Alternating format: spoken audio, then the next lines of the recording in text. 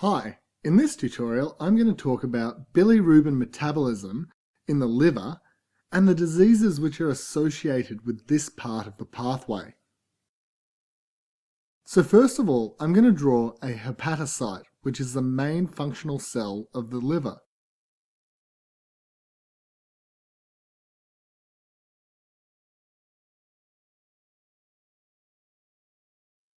And here I'm going to draw the endothelial lining of the liver sinusoids.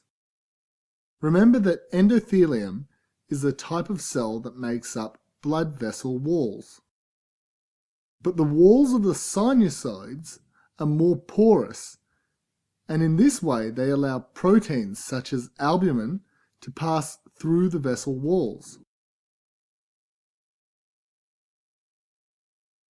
In the previous video, we saw how bilirubin was brought into the liver attached to albumin. The albumin travels through the sinusoids and then passes into the space of Disser.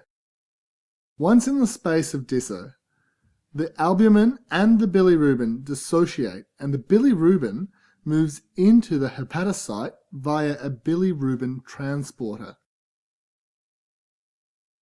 The bilirubin in the hepatocyte then gets acted upon by UDP glucuronal transferase.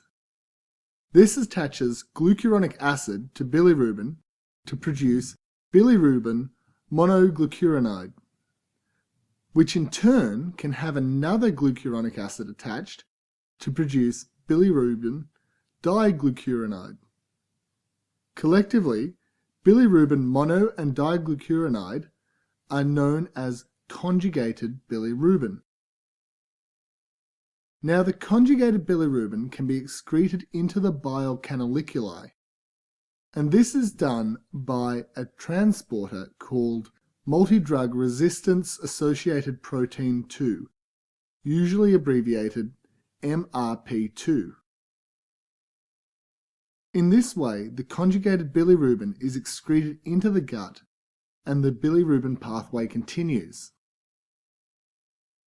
Now I want to talk about the hereditary diseases associated with failure of metabolism. The first is a particularly nasty and rare disease called Crigler-Najjar syndrome. This is the result of a lack or major deficiency in UDP glucuronal transferase.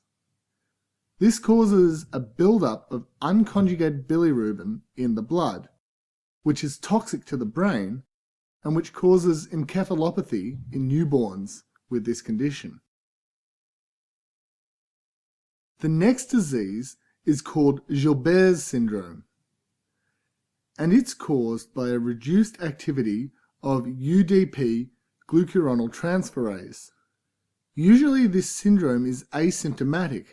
However, during periods of increased hemolysis, that is, increased red cell breakdown, jaundice can occur. Other than some mild jaundice during these periods, Gilbert's is not thought to have any other symptoms, and it is said that about 5 to 10% of the population has Gilbert's syndrome, and thus maybe it shouldn't be classified as a disease. The next disease is called Dubin-Johnson syndrome. This is due to a mutation in the MRP2 protein, which means that the conjugated bilirubin is not excreted into the bile and the gut. This causes a buildup of conjugated bilirubin in the blood. However, because conjugated bilirubin is not toxic like unconjugated bilirubin, there are no symptoms other than jaundice, and treatment is usually not necessary. The last disease is called Rota's syndrome, and this disease is a bit of a mystery. It seems similar to Dubin-Johnson syndrome and causes an increase in conjugated bilirubin in the blood, but a cause for this disease has not been determined. A glutathione S transferase deficiency has been suggested, as this is a transporter of bilirubin within the hepatocyte, but for now the cause is unknown.